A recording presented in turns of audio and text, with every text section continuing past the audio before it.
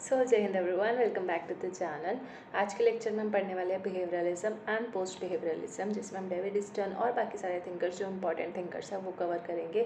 Although हो सकता है आपने पहले से चैप्टर पढ़ा हो, पर हम ओपी गाबा से स्पेसिफिकली पढ़ने वाले हैं ताकि कुछ भी मिस ना हो। इसके अलावा बाकी जो लेक्चर्स आएंगे इस चैप्टर ख़त्म होने के बाद, जब हम सिस्टम एनालिसिस वगैरह सब कर लेंगे, उसके बाद जो आएंगे चैप्टर्स वो हम कवर नहीं करेंगे। बस पावर वाला जो कॉन्सेप्ट है वो मैं यहाँ से करा दूँगी, क्योंकि यहाँ पे बहुत अच्छे से लिखा हुआ है पावर का कॉन्सेप्ट। बट इसके अलावा बस हम ओपी गावा में जितने भी बॉक्सेस हैं, फ्लो चार्ट्स हैं, डायग्राम्स हैं, वो सब कवर करेंगे। उसमें हम 2 या 3 लेक्चर लेंगे बस, फिर ओपी गावा ख़त्म।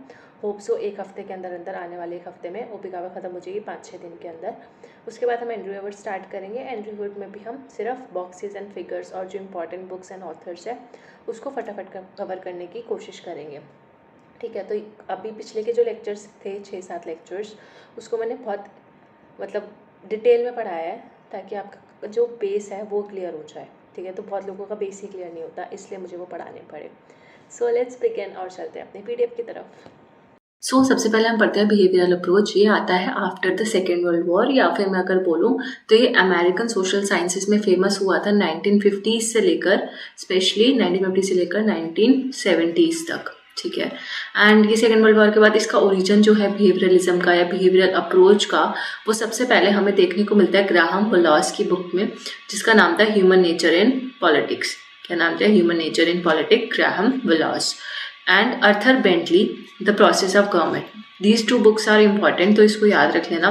ठीक है, वोलास से जैसे कि जो ह्यूमन का नेचर है ना, वो एक ऐसे होता है कि उनके सामने एक दीवार खड़ी हो गई है, वॉल खड़ी हो गई है ह्यूमन नेचर के सामने, कि वो इस दीवार को तोड़ के कैसे अपना नेचर अच्छा करे, पॉजिटिव बनाए। जो ह्यूमन नेचर है नेगेटिव है। ठीक है, अब यहाँ पे एक वॉल है। ठीक है, उस वॉल को हमें पार करके पॉजिटिव की तरफ जाना है। ठीक है, तो ऐसे याद रख लो। तो ग्राहम वोलास की हो जाएगी ह्यूमन नेचर इन पॉलिटिक्स, और अर्थर बेंटली की हो जाएगी the process of government. Arthur Bentley, the process of government. अब इसकी कोई ट्रिक नहीं है, पर इन दो बुक्स में या इन 2 ऑथर्स ने बिहेवियरल अप्रोच के बारे में सबसे पहली बार लिखना शुरू किया था, इसलिए हम इसका ओरिजिन जो है इन 2 ऑथर से ट्रेस करते हैं। नाम याद ना रहे, लेकिन नाम के अलावा आपको इन दोनों की बुक याद जरूर होनी चाहिए। देन ये जो वोलास और बेंटली हैं, ये किस पे एम्फेसाइज करते हैं? वो बोलते हैं इनफॉर्मल प्रोसेस ऑफ पॉलिटिक्स पे, कि पहले क्या होता था। ये कंटेम्प्रेरी अप्रोचेस में आपको पढ़ा रही हूँ। इससे पहले हमने ट्रेडिशनल अप्रोचेस पढ़े थे। उसमें क्या होता था, जितने भी फॉर्मल इंस्टीट्यूशंस है, फॉर्मल ऑर्गेनाइजेशंस है और लीगल अप्रोच, ये सारी चीज़ें जब हमने पढ़ी थी तो फॉर्मल पे फोकस किया था। ठीक है, इनफॉर्मल पार्ट जो है पॉलिटिक्स का, जहाँ पे कॉपरेशन भी होता है, नेगोशिएशन होता है, और भी ह्यूमन बिहेवियर को स्टडी करना है बेसिकली। ठीक है, कि वाई बेसिकली इसका थीम है Y do people behave the way they do. ठीक है, लोग वैसा क्यों बिहेव करते हैं जैसा वो करना चाहते हैं। ठीक है, क्योंकि जिस तरीके से वो करते हैं, तो ये मेन थीम है जो मैंने अभी एक लाइन बोली, why do people behave the way they do. ठीक है, तो ये फेमस कोट है बिहेवियरल अप्रोच का, एंड इसमें हम इनफॉर्मल प्रोसेस पे फोकस करते हैं। Then according to the behavioural approach, ठीक है, man is not a rational creature, क्योंकि हमने ये कहाँ पढ़ा था? लेजिस्लेटिव इंडिविजुअलिज्म, सेल्फ इंटरेस्ट, हमने पढ़ा था लिबरलिज्म में, राइट? लिबरलिज्म में पढ़ा था। प्लस ये जब हमने ट्रेडिशनल अप्रोचेस थे तो उसमें उसका भी ये पार्ट था, जहाँ पे वो लोग बोलते हैं कि मैन की न्यू साइकोलॉजी रिवील करती है। जब ह्यूमन बिहेवियर की हमने स्टडी करी तो ये इससे रिवील हुआ कि man is not a rational creature in the sense and that his political actions were not totally guided by reason and self interest. तो उसके जो पॉलिटिकल एक्शंस है, वो जो परफॉर्म करता है, ठीक है, वो जरूरी नहीं है कि वो हर चीज रीजन के बेसिस पे करे या सेल्फ इंटरेस्ट के बेसिस पे करे। कुछ इनफॉर्मल सिचुएशंस भी ऐसी होती है, कुछ at the back of the mind या उनकी फैमिली में कुछ ऐसा चल रहा होता है जिसकी वजह से वो कुछ डिसीजन लेते हैं। जरूरी नहीं है कि हर बार वो रीजन अप्लाई करेंगे या सेल्फ इंटरेस्ट रहेंगे, क्योंकि हर बार हम सेल्फ इंटरेस्टेड नहीं रहते, और कभी कभी जब हमारी फैमिली की बात आ जाती है, ठीक है, या हमारे क्लोज फ्रेंड्स की बात आ जाती है, तो हम रीजन अप्लाई नहीं करते उस चीज़ों में, बस सीधा भाई हमारा फैमिली है या दोस्त है तो अब इसके लिए करना है। तो ये चीज़ हमने कैसे पता चली? जब हमने इनफॉर्मल एस्पेक्ट्स ऑफ पॉलिटिक्स को देखा। ठीक है, बिहेवियरल अप्रोच ने स्टडी करी। इसके अलावा उसमें क्या बोलते हैं, पॉलिटिकल प्रोसेस को अगर हमें समझना है तो उसके लिए हमें क्या एनालाइज करना पड़ेगा? उसके लिए हमें एनालाइज करना पड़ेगा कि लोग जो है एक पॉलिटिकल सिचुएशन में कैसे बिहेव करते हैं, उनको ऑब्जर्व करो। ठीक है, और देखो कि पॉलिटिकल सिचुएशन में कैसे बिहेव करते हैं, तब हम पॉलिटिकल प्रोसेस को अच्छे से समझ पाएंगे। Not on how they should और वुड बिहेव। ये नहीं देखना मैं कि उनको कैसा बिहेव करना चाहिए या वो ऐसा कैसा बिहेव करेंगे, शुड और वुड लिखा है ना, तो उनको कैसा करना चाहिए या वो फ्यूचर में कैसा बिहेव करेंगे वो मत देखो। अभी प्रेजेंट में वो कैसा बिहेव कर रहे हैं, एक पर्टिकुलर पॉलिटिकल सिचुएशन में अगर उनको रखा जाए, उनको ऑब्जर्व किया जाए कि वो कैसा बिहेव करते हैं, एक्चुअली कैसा बिहेव करते हैं, तो वो पॉलिटिकल प्रोसेस को समझने के लिए ज़्यादा फायदेमंद होगा, ना कि हमें एक आइडियल सोच लेकर चलनी है कि भाई ऐसा होगा, ऐसा आइडियलिस्टिक नहीं रहना। Realistic approach is basically bye behaviourism. ठीक है, तो बेंटली जो है वो है ग्रुप अप्रोच को फेवर करते हैं, तो यहाँ से क्वेश्चन आ सकता है, ये फैक्ट है, लिख सकते हो आप अपने नोट्स में, Bentley favours group approach. And group approach का मतलब क्या है? ग्रुप अप्रोच का मतलब है इनफॉर्मल ग्रुप्स, ठीक है, जो कि completely to ignore the formal political institutions, जिसमें हम पूरी तरीके से फॉर्मल पॉलिटिकल इंस्टीट्यूशंस को इग्नोर करते हैं और सिर्फ इनफॉर्मल ग्रुप्स की स्टडी करते हैं कि जब वो एक पॉलिटिक्स में जैसे कोई मीटिंग हो रही है, ठीक है, तब वो कैसे थे और जब उस मीटिंग से वो बाहर निकले आपस में एज अ पॉलिटिकल मुद्दों पे बात कर रहे हैं, तब वो कैसे हैं, तो इनफॉर्मल ग्रुप्स को स्टडी करते हैं बेसिकली। ठीक है, इसमें उनके और कौन से ग्रुप्स आते हैं इनफॉर्मल ग्रुप्स में? प्रेशर ग्रुप्स भी आते हैं, पॉलिटिकल पार्टीज भी आती है, इलेक्शंस भी, पब्लिक ओपिनियन जो होता है लिया जाता है पॉलिटिकल प्रोसेस में, तो ये सारे उनका ग्रुप अप्रोच की स्टडी में वो लेकर आए थे। इन सब चीज़ों को उन्होंने स्टडी किया था इनफॉर्मल लेवल पे, किसने? बेंटले ने। नेक्स्ट आते हैं चार्ल्स ई मरियम। तो चार्ल्स मरियम जो है फाउंडर है शिकागो स्कूल ऑफ थॉट की, एंड इन्होंने सबसे ज़्यादा कंट्रीब्यूट किया था बिहेवियरल मूवमेंट में। तो Charles Merriam is belongs to behavioural approach, याद रखना, मरियम जी बिहेवियरल अप्रोच से बिलोंग करती हैं। एंड उनका जो फेमस आर्टिकल है जो PYQ में भी आया था, present state of the study of politics, ठीक है, present state of the study of politics, ये इनका एक आर्टिकल है। उसके अलावा ये वाली बुक तो बहुत बारी पूछी हुई है, न्यू एस्पेक्ट्स ऑफ पॉलिटिक्स, आपने सुना भी होगा इस बुक का नाम, न्यू एस्पेक्ट्स ऑफ पॉलिटिक्स, ये भी चार्ल्स मरियम की है। तो ये दोनों बुक आपको याद रखनी है, चार्ल्स मरियम की न्यू एस्पेक्ट्स ऑफ पॉलिटिक्स, कि वो नए नए एस्पेक्ट्स को ढूंढती है। तो मरियम जो है, अब मरियम इज लाइक, आपने जो क्रिश्चियन अगर बाइबल वगैरह पढ़ी होगी या कभी क्रिश्चियन लोगों से मिलोगे तो वो मरियम है उनके उसमें, जो जीसस को बर्थ देते हैं गेस, वैसा कुछ है ना। तो उनसे आप कुछ याद रख लो कि जो वो मरियम है, जो माता मरियम थी, उन्होंने नए नए एस्पेक्ट्स ढूंढे, ठीक है, या वो प्रेजेंट स्टेट को स्टडी कर रही थी, ऐसा कुछ भी, मतलब आप Merriam is like more of like a mother kind of a thing, ठीक है। तो आप अपनी मम्मी को इमेजिन करो एंड सोचो कि आपकी मम्मी ने ये 2 बुक्स लिखी हैं, न्यू एस्पेक्ट्स, कि वो नई नई चीज़ें, आपकी जो मम्मी है बहुत क्रिएटिव है, वो नई नई एस्पेक्ट्स पे फोकस करती हैं, सिर्फ ऐसा नहीं देखती। और जो प्रेजेंट स्टेट है, ठीक है, तो हमारी मम्मियाँ जो है प्रेजेंट पे जीती हैं, प्रेजेंट स्टेट पे फोकस करती है, ना कि पास्ट में क्या हुआ, फ्यूचर में क्या हुआ, उनको मतलब नहीं है, प्रेजेंट में क्या चल रहा है, आज क्या खाना बनाना है, उनको उससे मतलब है बस, ठीक है। और न्यू चीज़ों में उनको इंटरेस्ट है कि न्यू शॉपिंग करनी है एंड ऑल। तो this is just a weird trick, I hope you remember Merriam से, ठीक है। Merriam is more of a like, Hindi word भी है, या जीसस के उसमें भी मदर जैसा फिगर वैसा। देन यहाँ पे हम बात करते हैं पॉलिसी साइंस पे भी बहुत फोकस करता है कौन? Behavioural approach. यहाँ पे कुछ इतना खास था नहीं तो मैंने हटा दिया है, ठीक है। एंड जो चीज़ें इंपॉर्टेंट है वो मैं आपको बता देती हूँ। Apart from being an exponent of the scientific method for the study of politics, Merriam was also an ardent champion of democracy. Now this statement can be in assertion, reasoning और statement wise question, कि जो Charles Maryam थी, जो behavioural approach की supporter थी, वो democracy को support करती थी, ठीक है। किसको सपोर्ट करती थी? डेमोक्रेसी को, मतलब आपकी मदर जो है वो डेमोक्रेसी को सपोर्ट कर रही है। And they put science into the service of democratic principles, plus उन्होंने साइंस को डेमोक्रेसी के साथ जोड़ के देखा था कि डेमोक्रेसी में जब कोई भी हम डेमोक्रेटिक प्रिंसिपल्स बनाएं तो उसमें साइंटिफिक चीज़ें भी इन्वॉल्व करें। तो your mother is a very intellectual person Merriam ji, and वो साइंस को भी इन्वॉल्व करती है डेमोक्रेसी में, ठीक है। साइंस को विग्रेसली, नॉट ऐसा नहीं कि बस ऊपर से, सारे साइंटिफिक प्रिंसिपल्स को वो डेमोक्रेटिक प्रिंसिपल्स में यूज़ करना चाहती हैं। उसके अलावा जो दूसरे बंदा है जो साइंटिफिक मेथड को सपोर्ट करते हैं वो है विलियम मुनरो, ब्रूनो बोल दिया मैंने, विलियम मुनरो, ठीक है। He argued that it was not a proper function of political scientists to teach democratic citizenship. Not so very important. Here it is important. G.E.G. Catlin, जिनकी book है science and the method of politics, very very important book, science and the method of politics, Catlin की book है, ठीक है। कि cat से याद रखो कि एक कैट जो है, आप कैट पे एक साइंटिफिक स्टडी कर रहे हो, ठीक है, साइंटिफिक स्टडी कर रहे हो कि वो कैट कौन कौन से मेथड अप्लाई करती है, किसके लिए? चूहे को पकड़ने के लिए, रैट को पकड़ने के लिए वो क्या क्या मेथड अप्लाई करती है, आपने साइंटिफिक स्टडी करी। तो वैसे याद रख लो कि कैटलिन का है science and method of politics, and उन्होंने वैल्यू फ्री प्योर साइंस की बात की थी, किसकी? Value free pure science. Plus policy science भी किसका कीवर्ड है? बिहेवियरल अप्रोच का। देन हेरोल्ड डी लासवेल, जिनकी बुक हमेशा आती है politics, who gets what, when and how. This is very important book, this is the PYQ also. Who gets what, when and how, who gets what, when and how, किसको कब क्या कैसे मिलेगा, तो वो लासवेल की बुक है। सो ये तो फेमस है, आपको याद ही रहनी चाहिए, politics, who gets what and how. Harold की जैसे हेरोल्ड का नाम किससे शुरू हो रहा है? H से, तो इसकी मैं H ऐसे हेरोल्ड हाउ ऐसे कुछ याद कर लो, इसको इमेजिन करो, ठीक है। आंखें बंद करो, हेरोल्ड को लाओ एक जगह, और जैसे हाउ को, जैसे वो तारे जमीन पे नहीं था जो आंखें बंद करता था, उसको सब इमेजिन हो जाता है ऐसे ऐसे ऐसे करके, वैसा। तो आपको कुछ कीवर्ड्स ऐसे याद रखने पड़ेंगे without trick. Behaviourism developed only after the second world war, ये मैंने आपको बताया ही था।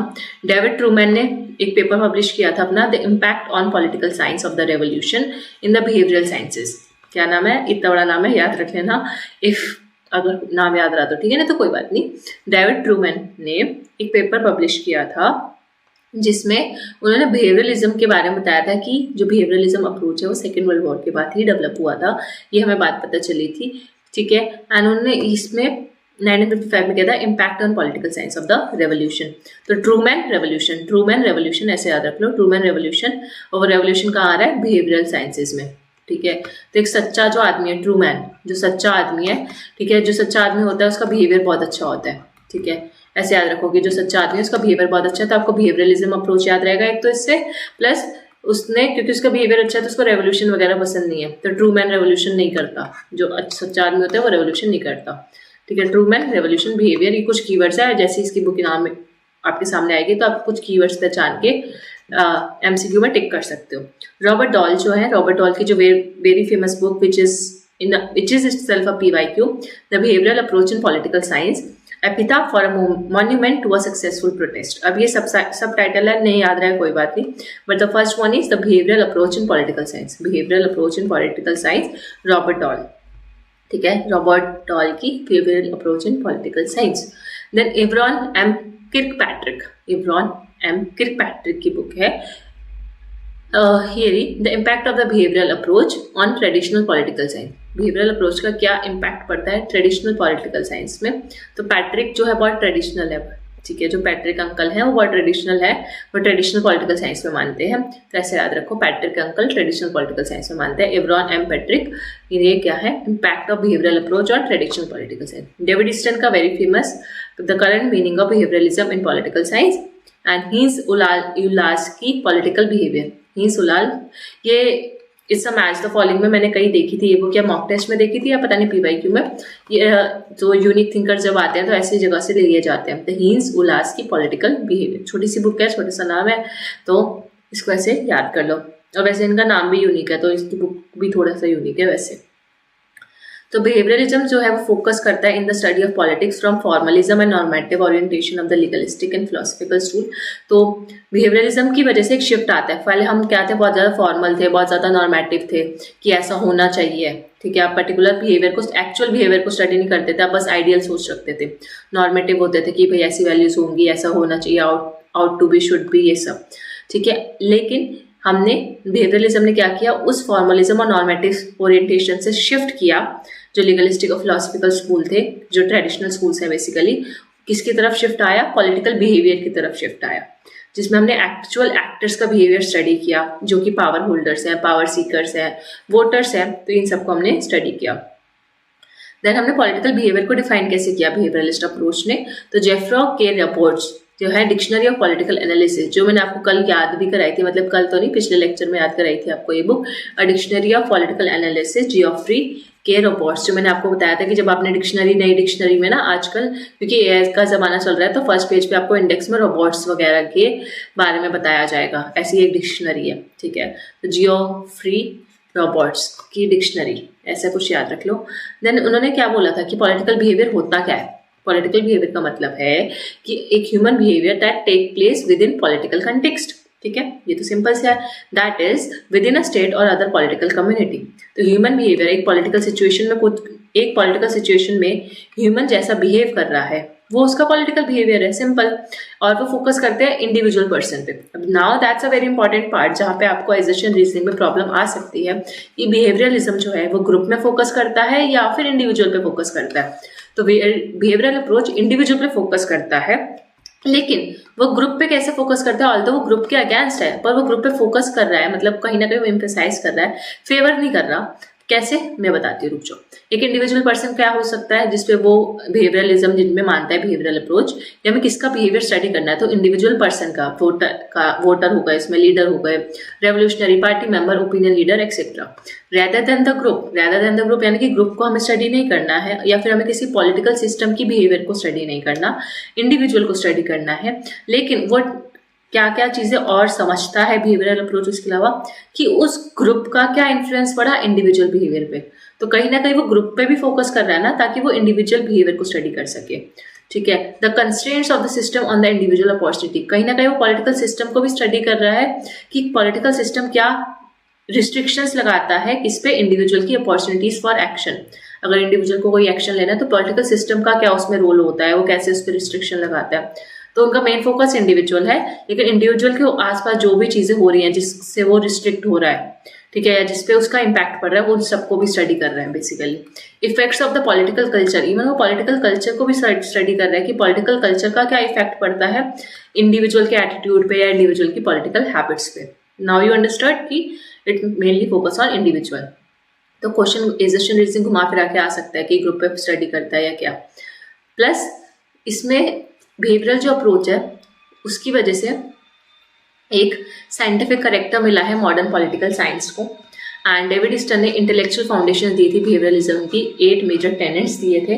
ठीक है, तो आपको 8 मेजर टेनेट्स से याद रखना है हमेशा। इसको क्रोनोलॉजी में लगाने के लिए बहुत बारी क्वेश्चन आ रखा है, और अभी क्योंकि कंसेप्चुअल बेस्ड क्वेश्चन भी आ रहा है तो इन सब का हमें हर वर्ड का मतलब भी पता होना चाहिए। ठीक है, तो ये 8 अप्रोच है, हम भी याद रखेंगे ऐसे, RV, TQ, VS और PI। RV तो वैसे याद करो, RV गोइंग टू, ठीक है, RV गोइंग टू क्वेस्ट, ऐसा कुछ है ना। तो इसमें कुछ याद रखने की जरूरत है, ये 2 वर्ड्स एक साथ रखो, RV, TQ, VS, PI। PI यानी कि PI से तो ऐसे याद रहेगा P, ठीक है, पाई, जैसे पाए हो जाता है ना, पाई, तो पाई, ठीक है, VS, ठीक है, V से विशाली, S से कोई भी नाम बोल दो, ठीक है, या विशाली का सिस्टम, ठीक है, सिस्टम होता है ना, सिस्टम चल रहा है आजकल, तो VS Vishali system. Than pi का मतलब ये दोनों वर्ड एक साथ आएंगे, ये दोनों एक साथ आएंगे। TQ से आपकी टेक्निक, ठीक है, तो टेक्निक में T और Q का शॉर्ट फॉर्म हो गया टेक्निक या टेक्नोलॉजी। और RV, ठीक है, RV याद है, ऐसे ये वाला RV जो इंग्लिश में बोलता है ना, RV गोइंग टू समवेयर, ठीक है, RV या टेक्नीशियन, ठीक है, तो RV वैसा। तो ये दोनों आप एक साथ याद रखोगे तो क्रोनोलॉजी लगाना आसान रहेगा। सबसे पहले क्या आता है, R से होती है हमारी रेगुलरिटीज यानी कि कुछ तरीके की यूनिफॉर्मिटीज जो कि हमारे पॉलिटिकल बिहेवियर में हमें देखने को मिलती है कि क्या क्या चीजें हैं जो हमेशा यूनिफॉर्म रहते हैं, जिनको लेकर हम, ठीक है, कि हम उसमें अपना बिहेवियर चेंज नहीं कर सकते। उनका मतलब पैटर्न ड्रॉ करना बेसिकली, कि आपके रेगुलर बिहेवियर में क्या पैटर्न है, क्या यूनिफॉर्मिटीज है, ठीक है, जिसको हम एक्सप्रेस कर सकते हैं थ्योरी-लाइक स्टेटमेंट्स में, to provide for explanation and prediction of political phenomena. और अगर हमें एक बार रेगुलरिटीज पता चल गई तो हम उससे एक्सप्लेन कर सकते हैं चीज़ों को, कि पॉलिटिकल फिनोमेना को, और प्रिडिक्शन भी दे सकते हैं। तो regularities is first. Second is verification का सिंपल सा मतलब वैलिडिटी, ठीक है, किसी भी थ्योरी को वैलिडाइज करना, वैलिडिटी देना कि कितनी वैलिड है या नहीं, उसका रिलेवेंट बिहेवियर को स्टडी करना है। मतलब रिलेवेंट बिहेवियर जो इंडिविजुअल परफॉर्म कर रहा है, बिहेवियर को स्टडी किया, उस बिहेवियर को स्टडी करने के बाद आपने ये पता लगाया कि इस बिहेवियर से जो थ्योरी बनाई हमने, क्या वो किस हद तक वो वैलिड है, क्या हमने सही किया, हमने सही से टेस्ट किया कि नहीं, तो वेरीफाई करना, ठीक है, ये फाउंडेशंस है बिहेवियरलिज्म के। देन टेक्निक्स मतलब means for acquiring and interpreting data. जो आपने डाटा एक्वायर किया, उस डाटा किस चीज़ का, ह्यूमन बिहेवियर को स्टडी करने का, तो आपने किस सोर्स का यूज़ किया, किस मीन्स का यूज़ किया, ठीक है, सेल्फ कॉन्शियसली इसको एक अच्छे से एग्जामिन किया कि नहीं, ठीक है, वैलिडेट और फिर उसको रिफाइन करना एंड वैलिडेट करना for the purpose of observing, recording and analysing behaviour. तो ऑब्जर्व करना, रिकॉर्ड करना, बिहेवियर को एनालाइज करना, ये सारी टेक्निक्स का पार्ट है। बेसिकली मीन्स यहाँ पे एक वर्ड आएगा जिसमें हमें डाटा इंटरप्रिटेशन करना होता है। क्वांटिफिकेशन, क्वांटिफिकेशन जरूरी है, क्यों? प्रिसीशन के लिए, कि आप कितना प्रिसाइज हो, कितना मतलब अच्छे से आपने प्रिसीशन यानी कि प्रिसाइज तो नहीं होता, प्रिसीजन यानी कि आप कितनी अच्छे से हर चीज को आपने परफेक्टली काम किया है। प्रिसीशन से के साथ बोलते हैं ना कि हमने कितना परफेक्टली, कितना प्रिसाइज होके काम किया, हर चीज छोटी से छोटी चीज का ध्यान रखना डाटा रिकॉर्ड करते time. And statement of findings required measurement which should be expressed in terms of actual quantities, और हमें उस डाटा को स्टैटिक फॉर्म में, एक्चुअल क्वांटिटीज की फॉर्म में जनरेट करना to facilitate proper analysis. Quantification हो गई, क्वांटिफाई कर लिया, अब आएगी वैल्यूज। ठीक है, आपके पास क्वांटिटी है, बहुत सारी है, ठीक है, 1 2 3 4 5 6। अब इस 1 2 3 4 5 6 का क्या करें, जब तक इसमें कोई वैल्यू ऐड नहीं करेंगे। ठीक है, तो वैल्यू ऐड करना, behaviouralist do a clear distinction between ethical evaluation and empirical explanation. तो फैक्ट्स अपनी जगह है, जो आपने क्वांटिफिकेशन करी फैक्ट्स की, ठीक है, जिसमें हम फैक्ट्स जनरेट करेंगे वो अपनी जगह है, लेकिन उसमें एथिकल है कि नहीं। ठीक है, कहीं आपने उसको डाटा को कलेक्ट करने के लिए किसी को ब्राइब तो नहीं किया, या किसी से फोर्सफुली तो नहीं वो डाटा गैदर कर लिया, या आप जब ह्यूमन बिहेवियर स्टडी कर रहे थे तो उनको सामने वाले को पता तो नहीं चल गया था, आपने जबरदस्ती उनको बोला कि ऐसे एक्ट करो। तो वो सारी वैल्यूज में आएंगी आपकी, कि आपको एथिकली डाटा कलेक्ट करना है, वैल्यू फ्री और वैल्यू न्यूट्रल अप्रोच है ये। तो ये 2 कीवर्ड्स बहुत ज़्यादा आते हैं, जिसकी वजह से बिहेवियरलिज्म को क्रिटिसाइज भी किया जाता है कि वैल्यू फ्री है और क्या है, वैल्यू न्यूट्रल है, और ये ऑब्जेक्टिव साइंटिफिक क्वेरी में बिलीव करता है बिहेवियरल अप्रोच। देन इसके बाद सिस्टमाइजेशन मतलब क्लोज रिलेशनशिप स्टैब्लिश करना थ्योरी और रिसर्च में। Then pure science is something about that the understanding and explanation of political behaviour is essential. ठीक है, तो पॉलिटिकल बिहेवियर को समझना, एक्सप्लेन करना जरूरी है, एसेंशियल है to utilise political knowledge in the solution of urgent practical problems of society. तो हमें urgent practical problems of society को स्टडी करने के लिए पॉलिटिकल बिहेवियर को स्टडी करना है, तो ये प्योर साइंस का पार्ट हो गया। इंटीग्रेशन का मतलब है क्या इंटीग्रेट कर रहे हैं हम, क्या 2 चीज़ों को जोड़ रहे हैं। इंटीग्रेशन कर रहे हैं हम पॉलिटिकल साइंस का, किसके साथ, सोशल साइंसेस के साथ, ताकि एक कंप्रिहेंसिव व्यू मिल सके ह्यूमन अफेयर्स का।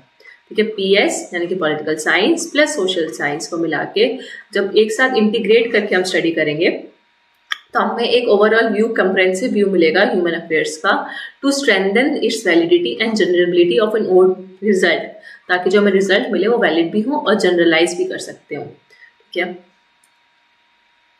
Then high degree of reliability होगी और हाई डिग्री ऑफ जनरलेबिलिटी होगी इंटीग्रेशन में। तो यहाँ पे नॉट सो इम्पॉर्टेंट, अब इतना कुछ है नहीं। In short, behaviouralism focus on micro level situation rather than attempting macro level generalisation. तो हम क्योंकि माइक्रो की बोल रहे हैं क्योंकि वो इंडिविजुअल पे फोकस कर रहा है ना, इसलिए माइक्रो लेवल जनरलाइजेशन की हर इंडिविजुअल के बिहेवियर को स्टडी किया, देन हमने जनरलाइज कर दिया कि भाई सब ऐसे ही बिहेव करते हैं। ठीक है, प्लस लेकिन इसका जो मेन पॉइंट है वो रिलायबिलिटी भी है, हायर डिग्री ऑफ ये किसको प्राइमेसी देता है, किसको प्रायोरिटी देता है, तो ये 2 वर्ड भी याद रखना, रिलायबिलिटी ज्यादा होनी चाहिए with higher degree of generalisability. Okay, so ये था हमारा बिहेवियरल अप्रोच, जिसमें हमने देखा कि क्या जो बिहेवियरल अप्रोच था उसने पॉलिटिकल फिलॉसफी को किस तरीके से रिप्लेस किया, किसके साथ, फिलॉसफी ऑफ साइंस के साथ। ठीक है, फिलॉसफी ऑफ साइंस यानी कि हमारे कंसेप्ट, हाइपोथेसिस, थ्योरीज, ठीक है, ये सारी चीजें। ठीक है, और ये नेचुरल साइंस की बात करता है, प्योर साइंस की बात करता है, कौन, बिहेवियरल अप्रोच। ठीक है, वैल्यू फ्री, वैल्यू न्यूट्रल, ये सब चीजें हैं, और ये साइंटिफिक है, एम्पेरिकल है, ठीक है, नॉर्मेटिव नहीं है। तो ये सब आपको बस इतना मेन थीम आप इसको याद रखना, ओवरऑल कीवर्ड्स याद रखना बस। ठीक है, तो ये हो गया हमारा थोड़ा सा ओवरव्यू बिहेवियरल अप्रोच का। अब बात करते हैं पोस्ट बिहेवियरल अप्रोच। तो पोस्ट बिहेवियरल अप्रोच जो है वो आता है मिड 1960s में और एक डोमिनेंट पोजीशन प्ले करता है। इसके however it critiques like Leo Strauss, what is political philosophy, has started arguing that the rise of behavioralism was symptomatic of a crisis in political theory because of its failure to come to grips into normative issues. अब जो लियो straws है ये post behavioural thinker है और ये behaviourism को criticise करते हैं। किसको क्रिटिसाइज करते हैं? बिहेवियरलिज्म को क्रिटिसाइज करते हैं। इनकी important book what is political philosophy is very very important, याद रहे तो बहुत अच्छी बात है, लियो स्ट्रॉस। ठीक है, तो हम ऐसे अगर आप किसी से क्वेश्चन पूछो कि अच्छा आपको बताओ व्हाट इज पॉलिटिकल फिलॉसफी, तो आपसे कोई सवाल पूछ रहा है कि पॉलिटिकल फिलॉसफी क्या होनी चाहिए, तो आप बोले भाई मेरे को क्या पता, लियो से जाके पूछो, लियो स्ट्रॉस से जाके पूछो, उसको बताएंगे पॉलिटिकल फिलॉसफी क्या है। तो सीधा नाम ले लेना। ऐसा आप इमेजिन कर लो, आपके दो फ्रेंड्स हैं, आपस में बात कर रहे हो, आपके फ्रेंड ने पूछा अच्छा बता व्हाट इज पॉलिटिकल फिलोसफी, बोलो मुझे क्या पता, लियो स्ट्रॉस से जाके पूछो, या लियो से आपको अगर सियानी लियोनी याद आ रही है तो वो ऐसे याद कर लो। देन इसके बाद शेल्डन वॉलिन की है political theory as a vocation. तो वॉलिन से मुझे याद आता है वॉयलिन, ठीक है, जैसे बजाते हैं ना, वॉयलिन बजाते हैं बहुत रोमांटिकली। तो political theory as a vocation, तो आप वोकेशन है वैसे तो ये आप, लेकिन एक वोकेशन पे गए, ठीक है, आप इमेजिन करो आप गोवा के बीच पे हो, ठीक है, वोकेशन चल रहा है आपका, आपके आसपास, और आप एक डिनर डेट पे हो, ठीक है, और आपके आसपास जो बहुत प्रोफेशनल लोग हैं वो वॉयलिन बजा रहे हैं आपके कैंडल लाइट डिनर के आसपास, ठीक है, तो आपको कितना अच्छा लगेगा। तो जैसे वॉयलिन से वॉयलिन एंड वोकेशन याद रहेगा, वॉयलिन बजा, जब आप वोकेशन पे गए थे, इस वोकेशन, वैसे तो इसका मीनिंग अलग होता है, मैं आपको वोकेशन से याद करा रही हूँ, जब आप वोकेशन पे गए थे तो आपके वहाँ पे आप गोवा के बीच पे बैठ के डिनर कर रहे थे, वो आसपास वायलिन बज रहे थे, तो वैसे आप याद कर सकते हो इसकी बुक। देन थॉमस कून, वेरी वेरी इंपॉर्टेंट थिंकर, ये आपके एंट्रेंस एग्जाम में भी कितनी बार पूछा गया है, एंट्रेंस एग्जाम में भी, और वैसे PYQ भी है। स्ट्रक्चर्स ऑफ साइंटिफिक रेवोल्यूशन, इसके ऊपर मैंने पूरा का पूरा लेक्चर भी लिया हुआ है, फिलोसफी ऑफ साइंस करके एक प्लेलिस्ट है जिसमें यूनिक थिंकर्स हैं, कार्ल पॉपर है, थॉमस कून है, ठीक है, डेरिडा है, तो वो सारे आपको पढ़ने जरूरी हैं, ठीक है। Thomas Kuhn the structure of scientific revolution, scientific method की स्टडी करते हैं, प्रॉब्लम सॉल्विंग और क्राइसिस मैनेजमेंट की बात करते हैं। अगर आपको डिटेल में पढ़ना है तो मैंने इसके लिए अलग से लेक्चर बना रखा है, सो यहाँ पे टाइम वेस्ट नहीं करेंगे, बस यहाँ पे अगर आपको पढ़ना है तो पढ़ लेना, बस इसकी लेकिन बुक याद रख लो, the structure of scientific revolution. और मैंने आपको खून की स्टोरी से याद कराया था कि कैसे खूना खून हो गया और फिर वो वेनम आया, ठीक है। अब आपको थोड़ा सा शायद इंटरेस्ट आ जाए खून और वेनम वगैरह सुन के कि मेरे को देख लेना चाहिए एक बार लेक्चर, ज़्यादा लंबा नहीं है, शुरू का भी देखोगे थोड़ा सा तो आपको ट्रिक पता चल जाएगी। इवन मैंने इसको शॉर्ट्स की ट्रिक में भी डाला था, तो वहाँ पे देख लेना, ठीक है। या फिर मैं आपको बता ही देती हूँ, खून खून हो गया यानी कि रेवोल्यूशन चल रहा था और सब आपस में खून खून हो गया। अब ये वेनम वाली स्टोरी आप खुद देख लेना। सो ये साइंटिफिक मेथड के ऊपर फोकस करते हैं थॉमस कून, और प्रॉब्लम सॉल्विंग और क्राइसिस मैनेजमेंट की बात करते हैं कि साइंटिफिक मेथड का यूज करके हम प्रॉब्लम सॉल्विंग कर सकते हैं और क्राइसिस को मैनेज कर सकते हैं। 1916 में बिहेवियरलिज्म खुद ये रियलाइज करता है, सबसे इंपॉर्टेंट बात, अब बहुत लोगों को लगता है कि शायद डेविड ईस्टन थे बिहेवियरल अप्रोच में, तो डेविड ईस्टन पोस्ट बिहेवियरल में नहीं होंगे, नहीं, बिहेवियरल अप्रोच नहीं, अच्छी बात है कि वो उन्होंने खुद रियलाइज किया कि हमारी थ्योरी आज के टाइम पे काम नहीं आ रही है, ठीक है। अब इधर उधर मत देखो, इधर फोकस करो, मेरी बात पे फोकस करो, अटेंशन इधर, ठीक है, ध्यान भटक जाता है ना मेरे बार बार वीडियो के बीच में से, तो इसलिए मेरे को बीच बीच में बोल देना चाहिए। सो प्योर साइंस जो है वो रिस्पॉन्सिबल है फेलियर के लिए, ऐसा बिहेवियरलिज्म को खुद रियलाइज हुआ एक पॉइंट के बाद, तो अपनी गलती उन्होंने खुद सुधारी कि नहीं, हम जो वैल्यू न्यूट्रल अप्रोच लेकर चल रहे थे और इंडिविजुअल अप्रोच, ये गलत था, ठीक है। हमने इसको बिहेवियरलिज्म को जो बहुत ज़्यादा प्योर साइंस की तरह देख लिया, जिसकी वजह से जो बिहेवियरलिज्म था कुछ टाइम के बाद 1960s के एंड तक आते आते बिहेवियरलिज्म खत्म हो गया था ऑलमोस्ट, ठीक है, उसका सब क्रिटिसाइज करने लग गए थे। इवन डेविड ईस्टन ने बिहेवियरल अप्रोच की थ्योरी दी और फिर डेविड ईस्टन ने खुद ही अपनी बिहेवियरलिज्म की थ्योरी को रिजेक्ट कर दिया और रिजेक्ट करके पोस्ट बिहेवियरलिज्म की थ्योरी दी और उसमें कुछ मॉडिफिकेशन किए, ठीक है।